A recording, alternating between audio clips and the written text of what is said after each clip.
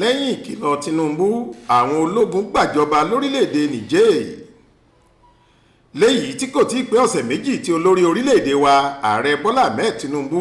tí wọ́n ṣẹ̀ṣẹ̀ yàn sípò olórí àjọ àwọn orílẹ̀‐èdè ìwọ̀ oòrùn Áfíríkà tí wọ́n jọ ń ṣọ̀rọ̀ ajé papọ̀ Economic Community of West African States ECOWAS sọ fáwọn aláṣẹ orílẹ̀‐èdè níbi àpérò wọn pé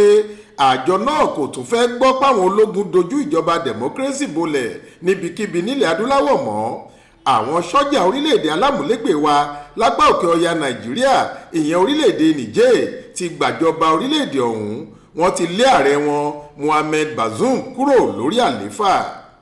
Àṣálẹ́ ọjọ́rú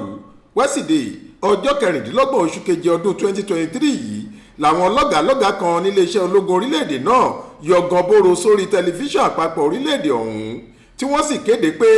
àwọn ti júwe ọ̀nà ilé fún ààrẹ Mohamed Bazoum. Kọ́nẹ́ẹ̀lì Amodu Abdrahman tó sọ̀rọ̀ lórí tẹlifíṣàn pẹ̀lú àwọn sọ́jà ẹlẹgbẹ́ rẹ̀ tí wọ́n tó bíi 6 tí wọ́n yí kálẹ́gbẹ̀ẹ́ ọ̀tún àti òsì kéde pé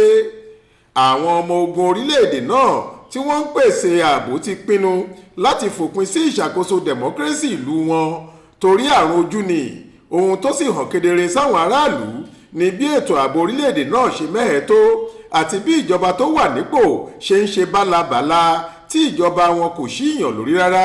gẹ́gẹ́ bó ṣe wí nínú àtẹ̀jáde tó kà. Lẹ́yẹ òsọkà àwọn sọ́jà náà kéde pé àwọn ti tilẹ̀kùn gbogbo ẹnubodè tó wọ orílẹ̀-èdè Niger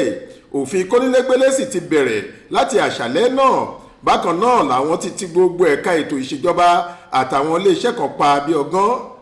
Wọ́n tún ṣèkìlọ̀ fáwọn orílẹ̀-èdè àgbáyé yòókù pé ìṣẹ̀lẹ̀ yìí ọ̀rọ̀ abẹ́lé àwọn ni o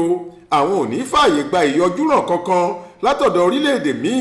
wọ́n láwọn làwọn máa yanjú ọ̀rọ̀ àwọn lábẹ́lé àwọn fúnra àwọn ni. Faith Adébọ́lá ló ń jábọ̀ ròyìn fún iléeṣẹ́ tẹlifíṣàn Aláròyé online.